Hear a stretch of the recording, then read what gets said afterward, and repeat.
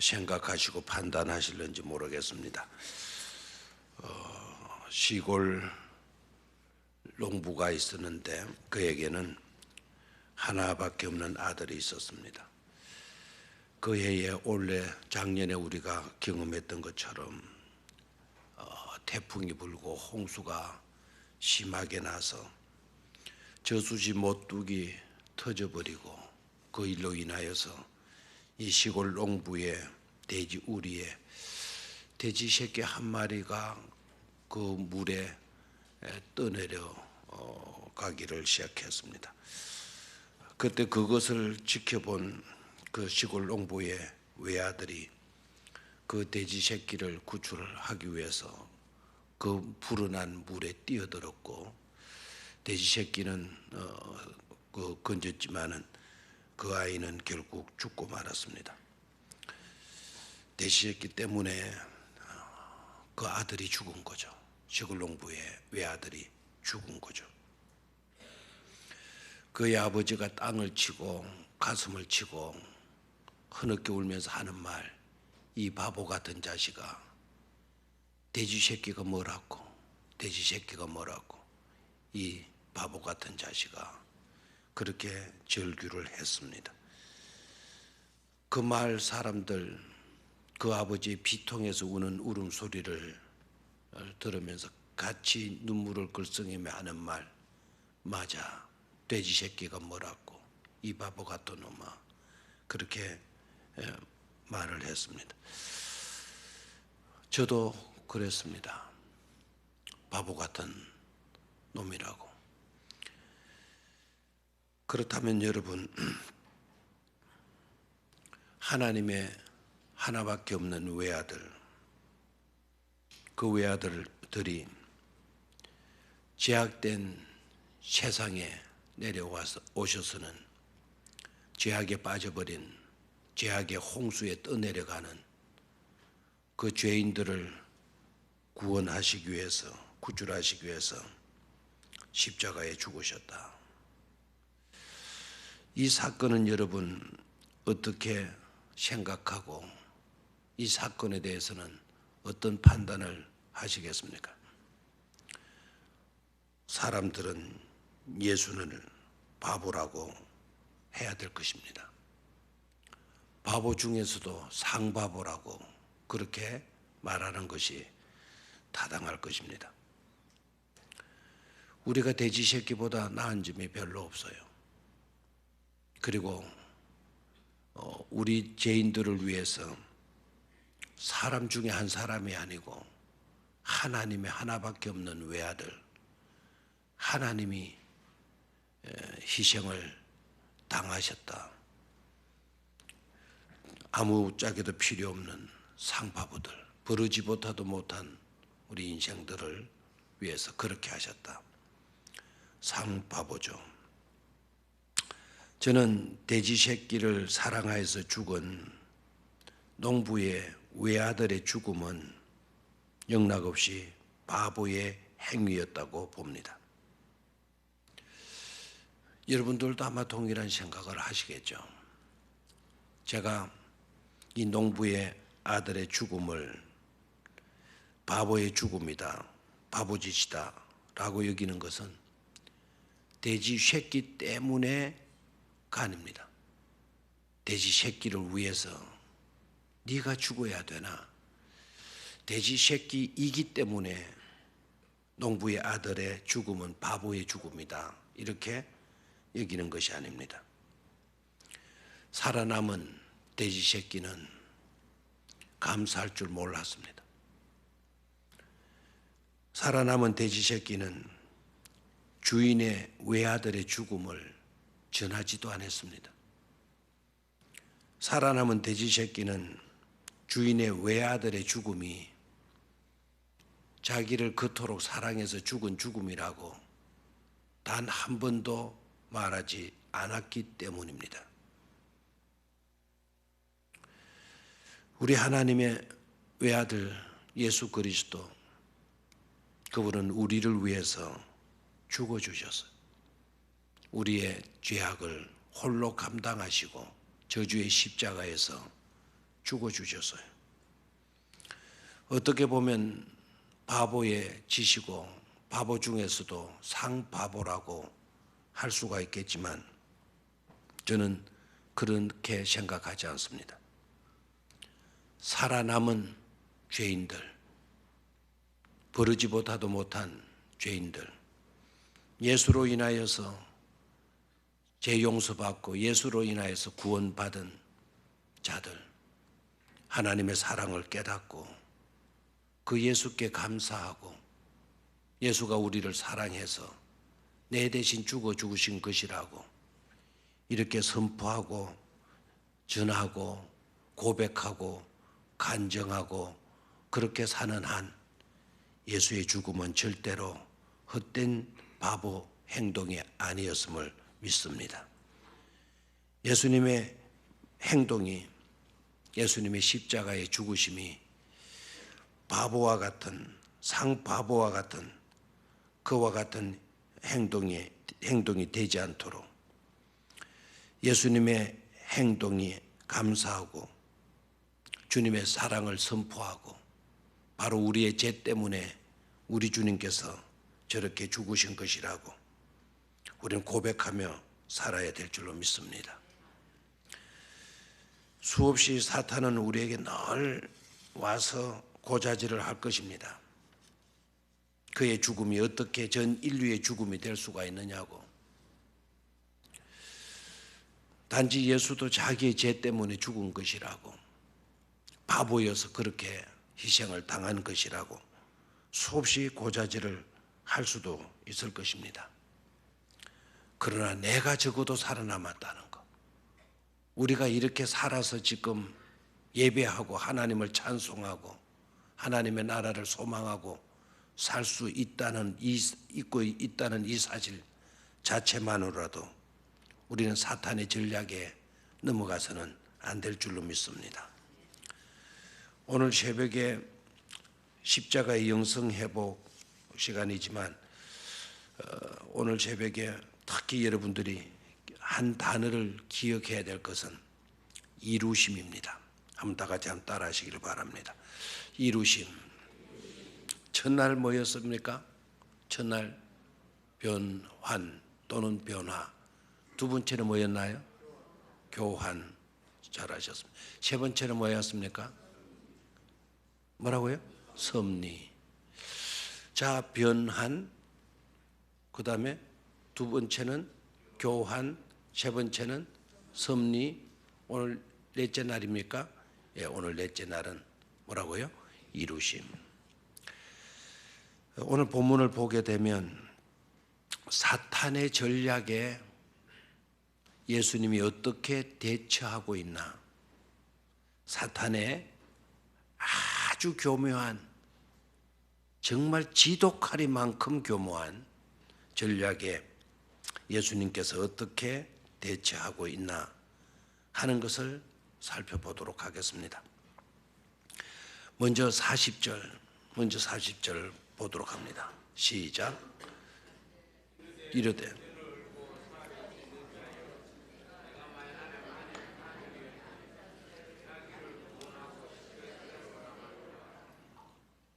네가 하나님의 아들이어든, 가정법을 썼죠.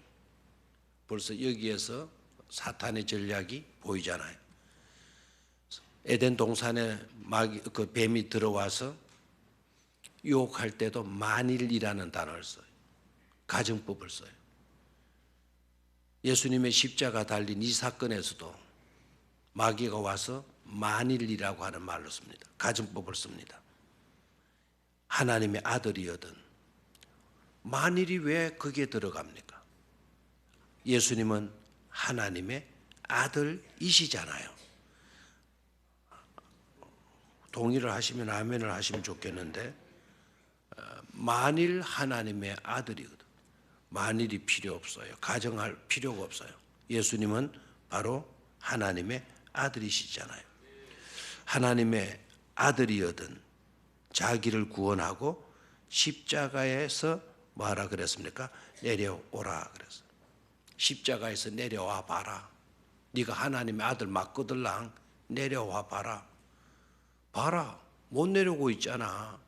너 못 내려오고 있잖아. 그러니까 너는 누구의 아들이 아니다. 하나님의 아들이 아니다. 이렇게 부정을 하는 거예요. 그런 사탄의 교묘한 전략에 예수님은 어떻게 대처를 하십니까? 예수님은 내려오실 수 있어요, 없어요? 있어요. 내려와야 하나님의 아들이 맞는 것입니까? 내려오지 않아야 하나님의 아들이 맞는 것입니까? 그걸 깨달으면 돼요. 내려와서 하나님의 아들이 되는 것이 아니고 내려오지 않으셔야 하나님의 아들이신 겁니다. 하나님의 뜻이 그대로 순종하는 아들 아닙니까? 내려오면 하나님의 뜻을 거역하는 거예요. 내려오지 않으셔야 하나님의 뜻이 그대로 순종하는 아버지의 뜻을 받드는 아들이신 거죠. 그래서 예수님은 내려오시지 않아요. 여기에서 그 기독교인들이 가져야 할 영성 첫 번째가 뭐냐? 자기 권리 포기예요. 한번 따라하십시오. 자기 권리 포기다. 자기 권리 포기다. 기독교의 영성, 십자가의 영성 그러는데 그 영성의 내용이 뭡니까? 내가 할 수 있지만, 내가 할 수 있는 권세도 있고 능력도 있고 다 가지고 있지만 내가 할 수 있는 권리, 능력, 권세 그 모든 것을 뭐 해버리는 거다? 포기하고 누구의 뜻을 따르는 것이다? 하나님의 뜻을 따르는 것이다 라는 거예요. 예수님께서 십자가에 보여주신 모습이 바로 그것이었어요. 내가 할 수 있다.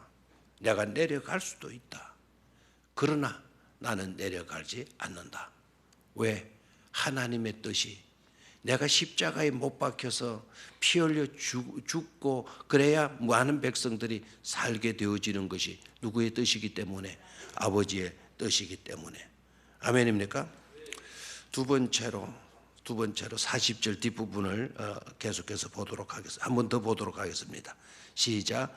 이르되 성전을 헐고 사흘에 짓는 자여 네가 만일 하나님의 아들이여든 자기를 구원하고 십자가에서 내려오라. 자, 자기를 구원하고 십자가에서 뭐하라 그랬습니까? 내려오라 그랬어요. 네가 내려와서 살아라는 거예요. 네가 내려와서 한번 살아. 네가 내려와서 한번 살아봐라. 너부터 살아봐라. 남을 구하기 전에, 남을 구한다고 말을 하기 전에 누구부터 살아봐라? 너부터 한번 살아봐라. 그래야 네가 하나님의 아들이 맞는 것 아니냐라는 거예요. 그래야 하나님의 아들이 아니냐라는 거예요. 자, 여기에서 우리가 생각을 해야 될 거는 네가 만일 하나님의 아들이거든 자기를 구원하고, 여기에서 교묘한 또 하나의 사탄의 전략을 볼 수 있어야 합니다.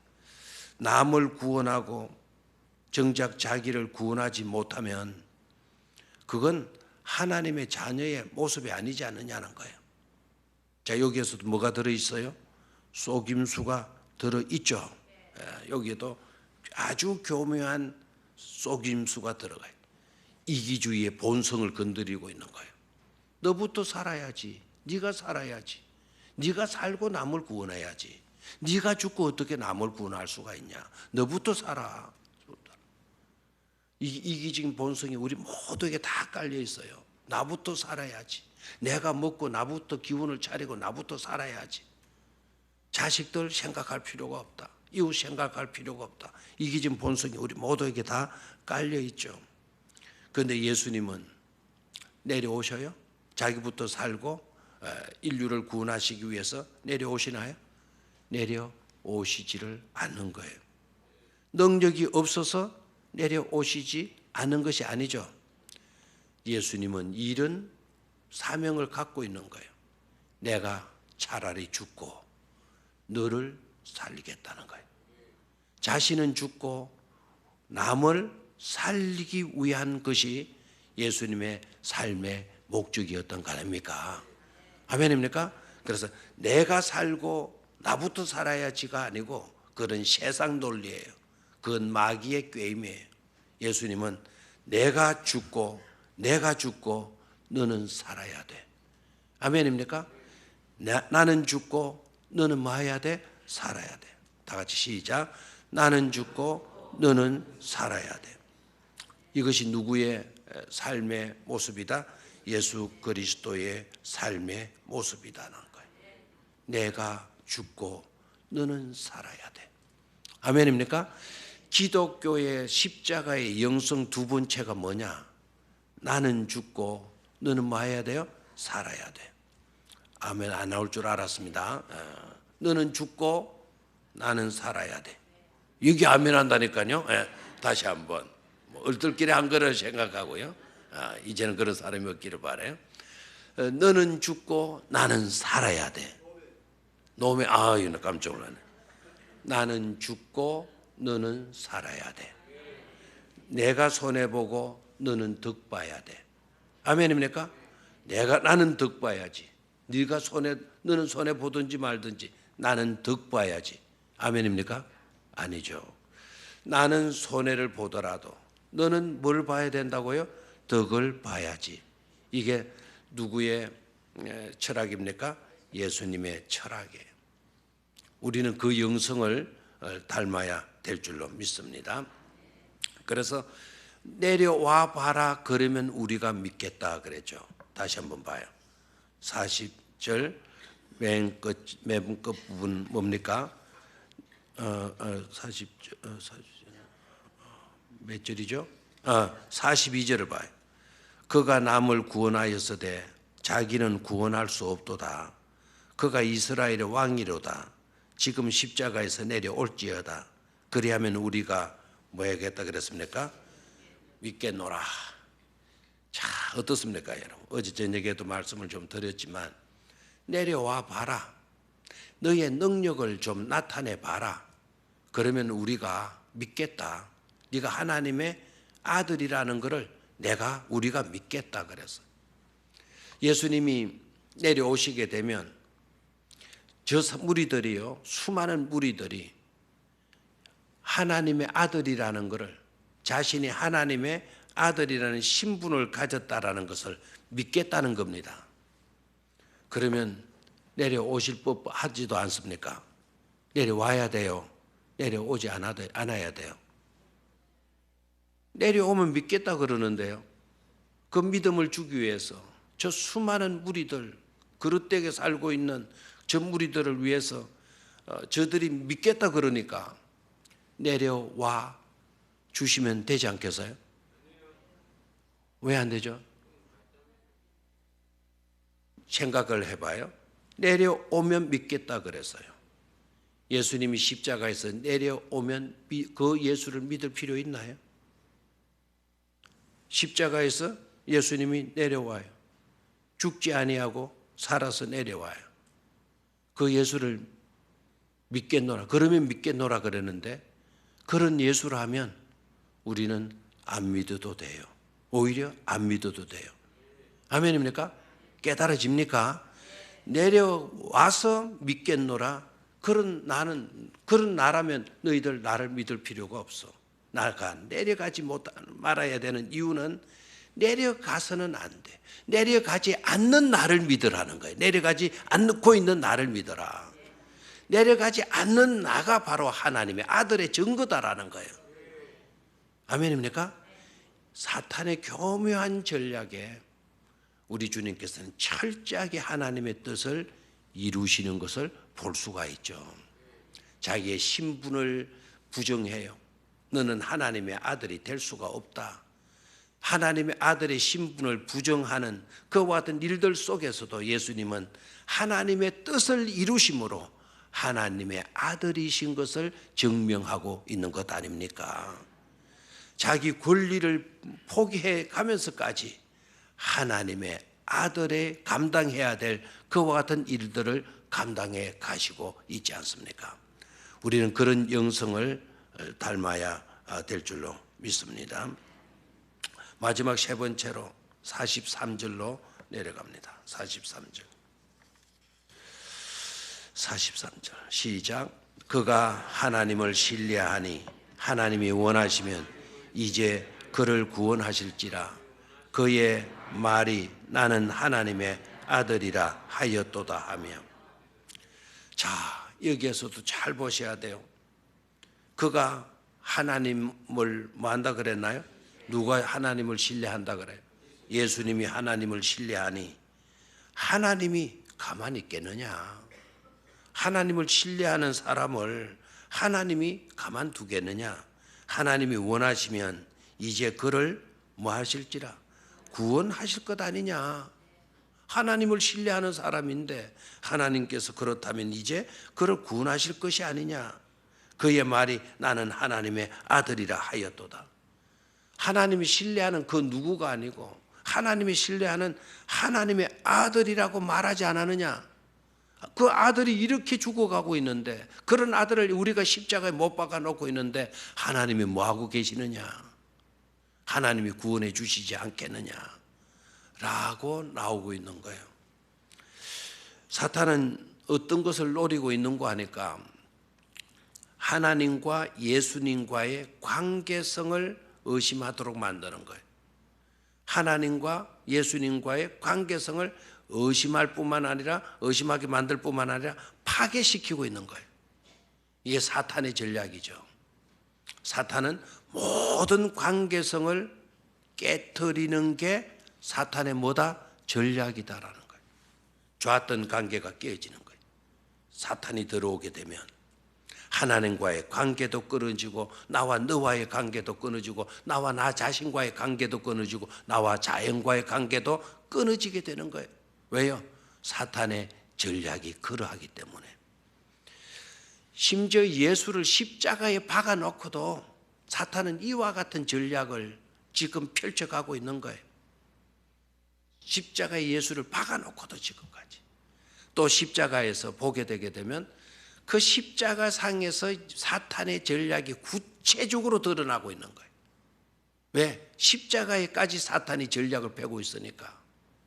이 사건을 그냥 사건으로 지나치면 안 돼. 사탄의 전략이 그대로 드러나고 있어요. 자, 그런데 그렇게 사람들이 말을 하게 되니까 44절 보십시오. 함께 십자가에 못 박힌 강도들도 뭐라 그랬나요? 이와 같이 욕하더라 그랬어요. 이거는 정말 웃기는 일이에요. 십자가에 못 박힌 강도들, 양옆에 둘이가 있었죠. 맞죠? 제가 말씀을 그저께 드렸나요? 예수님이 그들 가운데 계셨죠. 양옆에 그 제수 가운데 예수님의 십자가가 세워졌다. 그 사건 속에서 우리는 복음을 볼 수 있어야 된다 그랬어요. 우리 주님은 그 양옆에 있는 그 제수들도 극악의 제수 아닙니까? 그렇죠? 사형을 몇 번 당해도 될 아주 사악한 제수들이었어요. 그 제수들 한복판에 누가 세워졌어요? 예수님의 십자가가 세워져 있죠. 그것은 바로 뭡니까? 가장 악질적인 죄인들 한복판에도 우리 주님이 계셔 주시는 분이시다라는 거예요. 가장 극악의 나쁜 사람, 못된 일을 하고 있던 그 사람 한복판에서도 예수님은 그들과 함께 십자가에 달려 죽으시고 그들과 함께 계셔서 십자가에 달려 계셨으니까 그 순간에라도 예수님을 믿고 예수의 십자가에서 흘려지는 보혈을 의지했다면 구원받을 수 있도록 해 주시지 않았습니까? 그렇게 흉악한 죄인들이 하는 말이 뭐냐 하면 이와 같이 뭐하더라? 욕하더라. 강도들도 이와 같이 욕하더라. 무슨 욕을 했나요? 이와 같이 해서 욕하더라 그러는데 앞에 사람들이 무슨 욕을 했나요? 막 우리처럼 뭐 이런 용어가 들어갔나요? 뭐 망할 자식 뭐 이런 이야기 들어갔나요? 아니죠. 하나님과의 관계성을 파괴하는 거, 이런 것이 가장 나쁜 욕이라는 거예요. 하나님의 뜻을 거역하고 그것을 뒤엎어 버리려고 하는 이것이 가장 나쁜 욕설이라는 거예요. 이해가 되겠습니까? 그래서 여러분들 욕을 하더라도 우리 조상들은 그래도 참 정말 선한 양심을 갖고 사시지 않았습니까? 그분들은 욕을 하더라도 가만히 따져보면 욕이 아니에요. 맞아요? 욕이 아닙니다.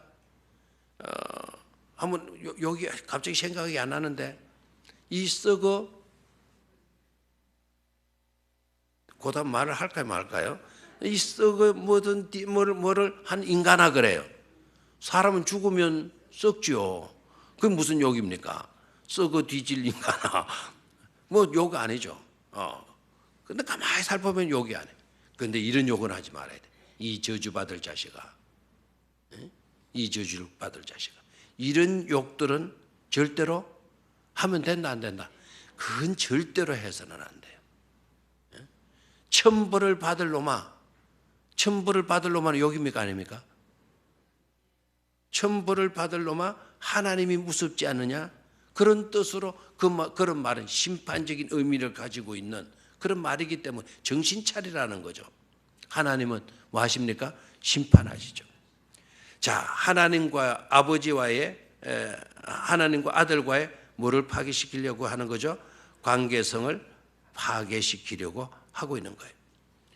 그런데 하나님께서는 예수가 하나님의 아들이시기에 예수를 구원해 주시지 않는 거예요. 아멘입니까?